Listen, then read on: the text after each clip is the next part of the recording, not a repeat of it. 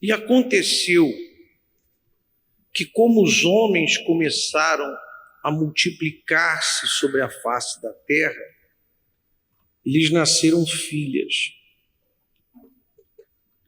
Viram os filhos de Deus que as filhas dos homens eram formosas e tomaram para si de todas as que escolheram.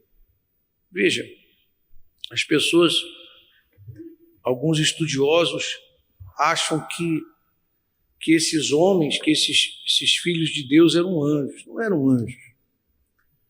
Você lembra que quando Adão se consertou, Adão se voltou, invocou de novo o nome do Senhor, teve Enos, teve Sete, que foi dado no lugar de Abel, que foi assassinado. Então se invocou novamente o nome do Senhor e houve na terra uma separação dos descendentes de Caim e os descendentes de Sete. E esses invocavam ao Senhor. Então eram pessoas piedosas. Os homens se multiplicaram e havia um povo que invocava ao Senhor, e haviam do outro lado os descendentes de Caim. Entendeu? Quando falo os filhos de Deus, eram aquelas pessoas que estavam invocando a Deus. E multiplicaram-se, né? A terra cresceu, as pessoas, elas nasceram homens, também nasceram mulheres. E o que o diabo fez? O diabo aguçou aqueles homens que eram piedosos com prostituição. Por isso que a prostituição, se tem uma coisa, tem várias coisas que você deve repelir da sua vida. Repelir, sabe? Repelir, repelente, mandar para fora. Uma delas é prostituição. Você deve odiar prostituição. Você deve encarar a prostituição como um veneno desgraçado. A prostituição, ela sempre derrubou homens e mulheres de Deus. Sempre derrubou. Olha lá no início. Isso aqui é antes do dilúvio.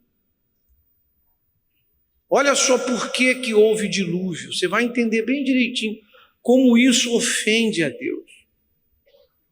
Então, a primeira coisa, eles eram filhos de Deus, eles eram uma geração piedosa, eram homens devotados a Deus, eram pessoas que queriam servir a Deus, lá no início. Mas daqui a pouco o diabo mostrou mulheres, o diabo atiçou aquelas pessoas piedosas com prostituição. E aqueles homens que viviam para fazer a vontade de Deus, aqueles homens que eram homens comprometidos com Deus, preste bem atenção, eles tomaram para si mulheres. Leia ali a última parte da frase. O que você percebe aí? Vontade de Deus ou vontade deles? Será que você consegue pegar isso? Eles começaram a olhar e eles começaram, não. Eu quero essa mulher, eu quero isso. Eles eram de Deus. A camada que separa uma pessoa de Deus para que não é de Deus é uma camada fina. Eu sou um homem de Deus, mas se eu me inclinar à minha vontade, eu deixo de ser de Deus. A minha luz, ela pode se tornar em trevas. Isso é uma coisa que você deve aprender.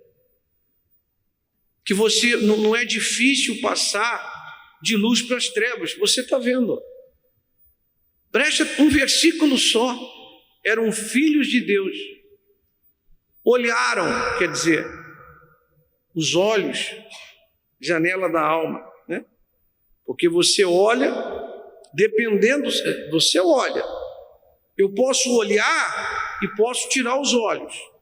Eu posso olhar e posso fitar os meus olhos.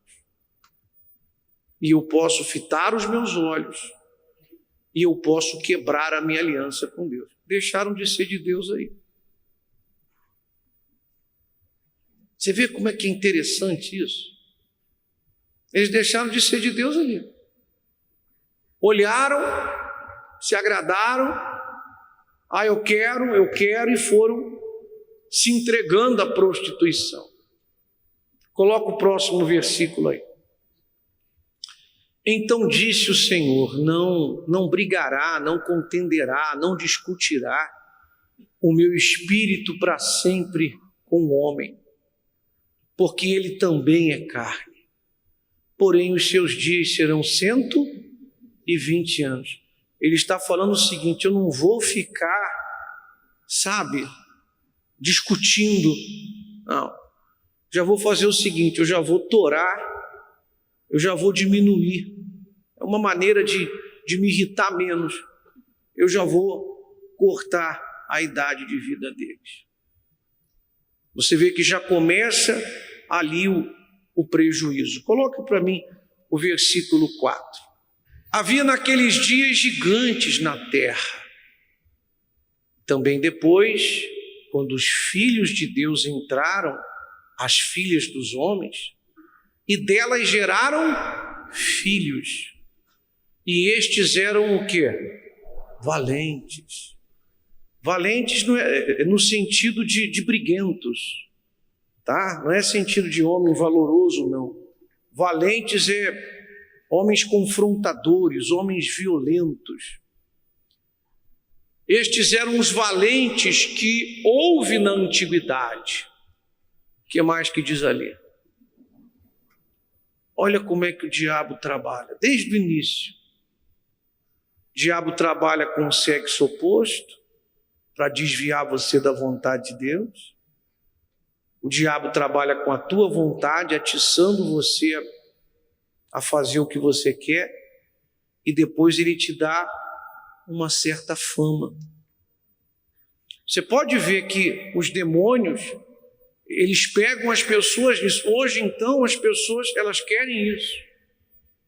Tem gente que, se o trabalho dela não aparecer, se ela não tiver um reconhecimento, se ela não tiver palmas, e hoje, Ana, tu posta uma coisa, tu fica olhando lá a palminha. Quem me deu palminha? Quem está me aplaudindo? Quem está me curtindo? Então o diabo, ele sempre trabalhou assim. Isso aqui é antes do dilúvio. Você vê que a estratégia do diabo sempre é essa. Ele semeia a prostituição, ele atiça a sua vontade, ele pega a pessoa pelos olhos dela, que a pessoa, antes dela ir para o mundo, ela fixou os olhos em alguém ou alguma coisa do mundo. Ela não tirou os olhos, então ela mergulha lá no mundo. E o diabo dá uma fama: olha, você está sendo isso, olha, estão falando de você, olha, estão dizendo que você é assim, depois que você cortou o cabelo, está o maior comentário. Verdade ou mentira? Olha, às vezes uma pessoa comentou, mas o diabo já usa: olha, você é o assunto do momento. A pessoa se enche. Quando não chega alguém e fala assim: olha, você está vencendo, não é porque Deus está te abençoando, não, é porque você é muito boa no que faz. Compreende, sim ou não? Olha, você é uma pessoa, olha, você tem isso aí, isso é uma coisa assim diferente, você é proativa, e o sujeito vai se enchendo de si, e quando menos ele percebe, ele já era, ele é um caído, até que Olha só no versículo 5. Quem é que estava olhando tudo de cima?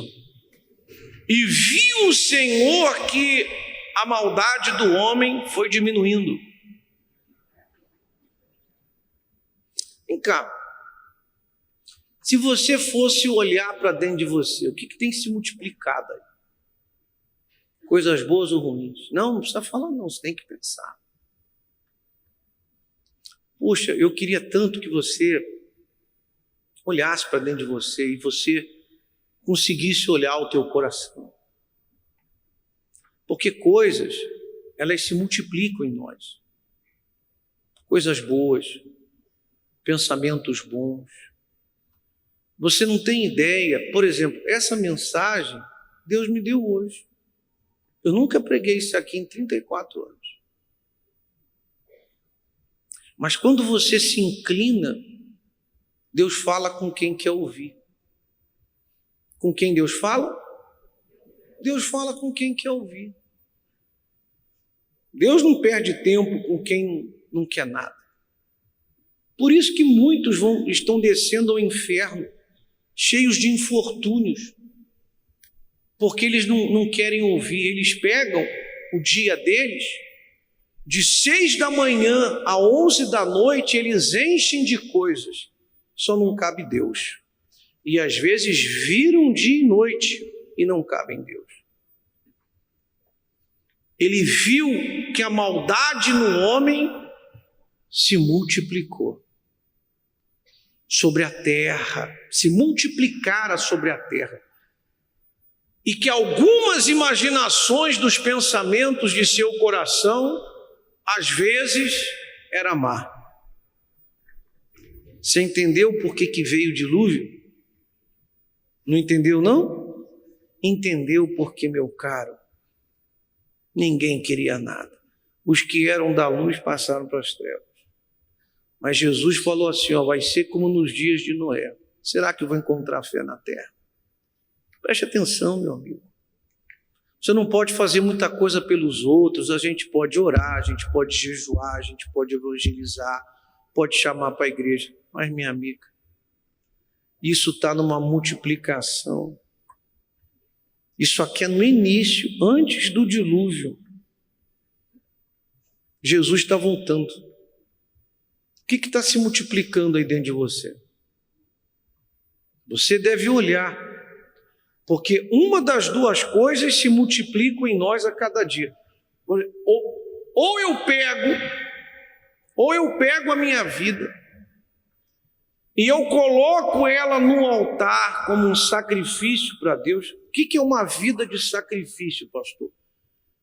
É uma vida aonde prevalece a vontade de Deus. Quando você coloca a sua vida no altar, ou seja, você não vive mais para você vive para agradar a Deus, então você risca a prostituição, você risca a mentira, você entende que o mundo está nessa multiplicação. Ele não para mais. Olha, por favor, isso não é uma crítica a um e outro, não.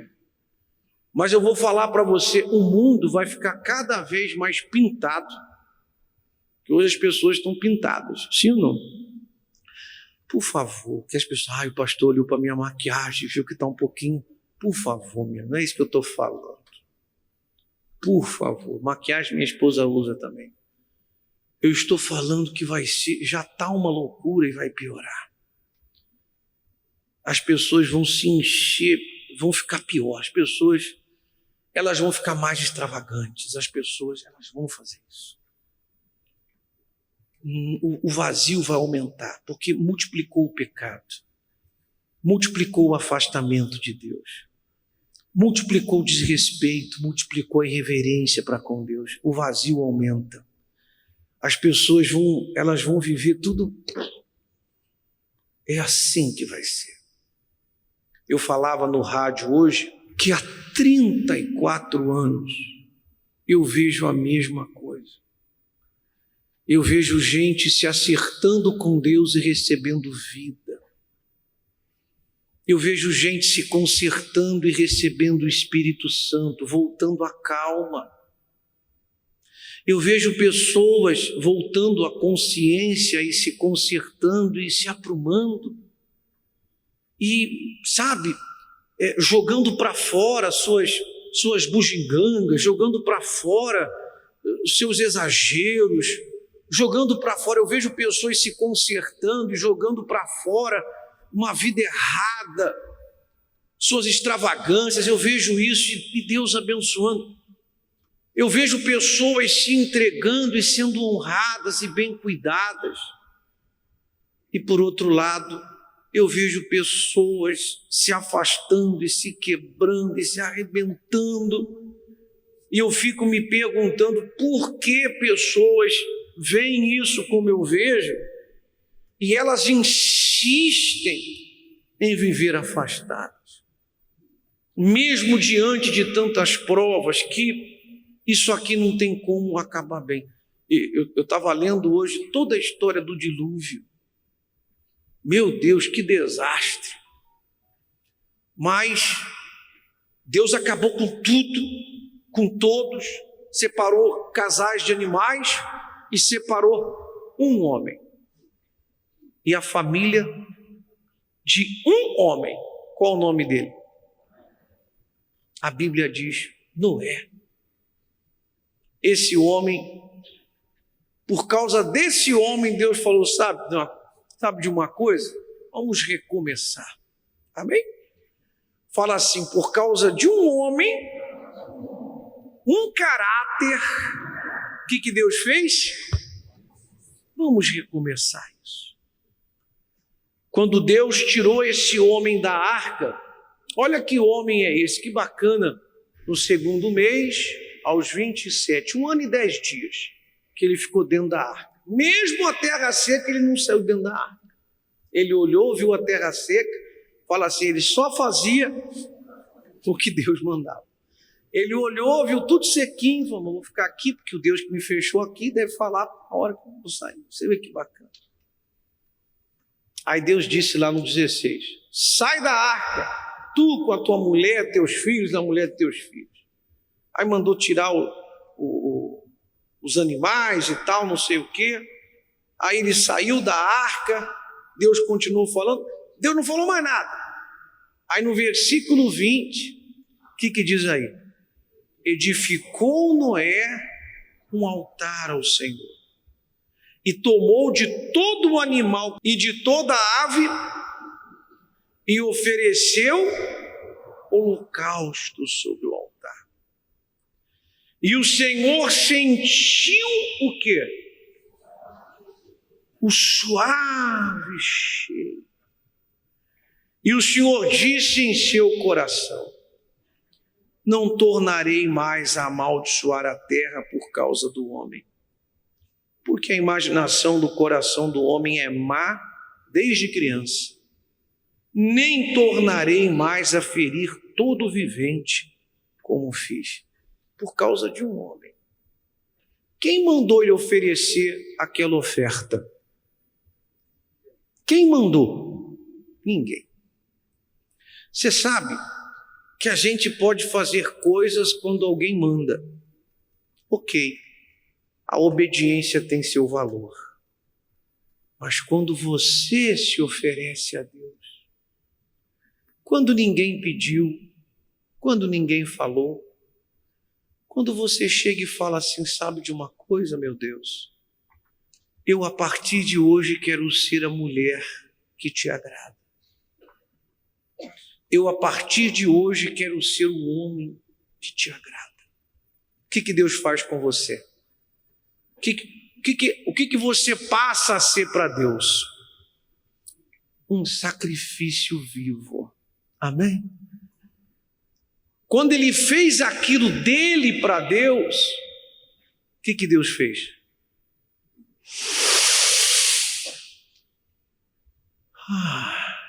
Que homem. Pessoal, preste atenção, uma coisa eu falar para você, se conserta.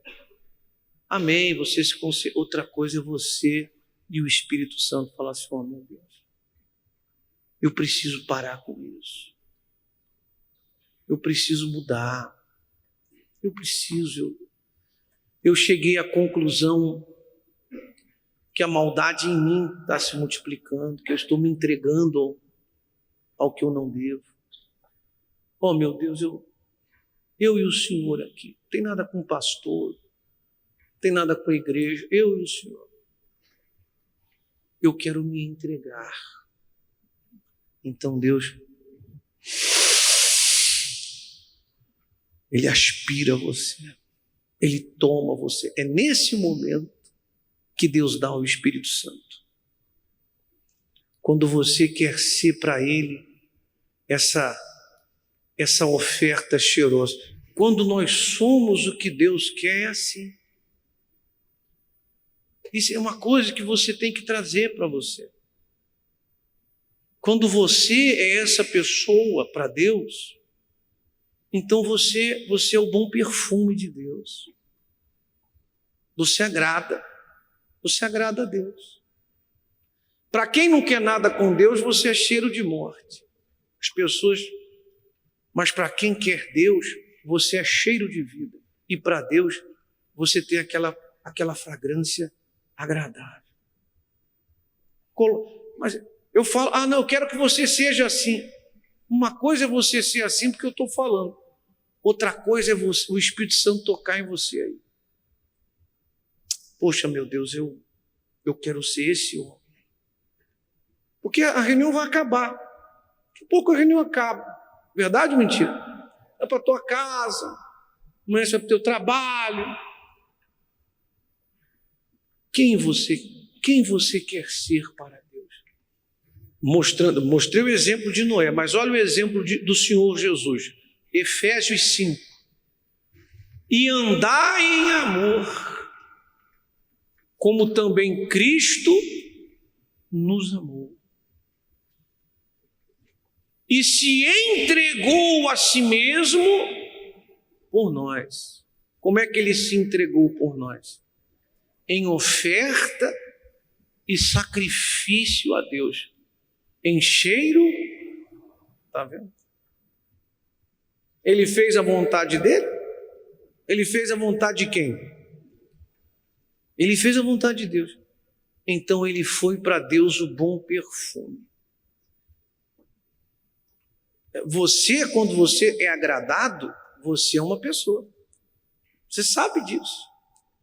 Você é uma criatura.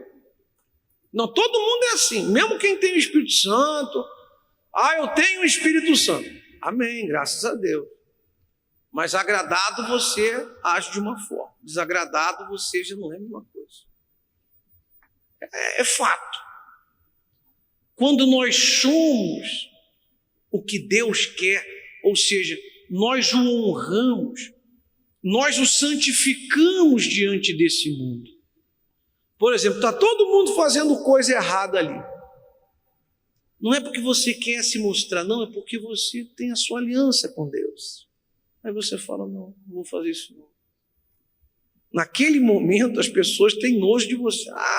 Exibida, metida, está achando o quê? Elas ficam mordidas ou mordidos. Mas, meu caro, você santifica o nome de Deus. Você santifica o nome de Deus ali. Isso é uma coisa para você aprender. A sua vida, vou ensinar uma coisa para você, mais uma. Eu já falei que de 50 a 100 mil pensamentos passam a nossa cabeça por dia. Verdade ou mentira? Desde que você acorda. Mas você, acredite, você pode dirigir os seus pensamentos. Você pode dirigi-los. É você que entrega os seus pensamentos a determinadas coisas. Às vezes, eu não consigo parar de pensar em tal pessoa, eu não consigo parar de pensar em tal coisa. É mentira. Você pode parar. Seria injusto você não poder parar. Você pode desviar o seu foco. Tu está assistindo televisão, tá chato, você faz o quê? Fala? Então, você pode mudar seu pensamento, pode mudar seu foco, sim. E é isso que Deus está vendo, o que se multiplica em você. Porque aonde você para os seus olhos,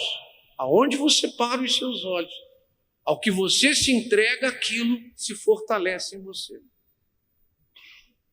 Aquilo se fortalece. Então, se você inclinar seus pensamentos à Bíblia, à palavra, os seus olhos ao que é certo, vai crescer dentro de você o que é certo. Está na sua mão. Está na sua mão. Viu, senhor? Viu, senhora? Está na sua mão.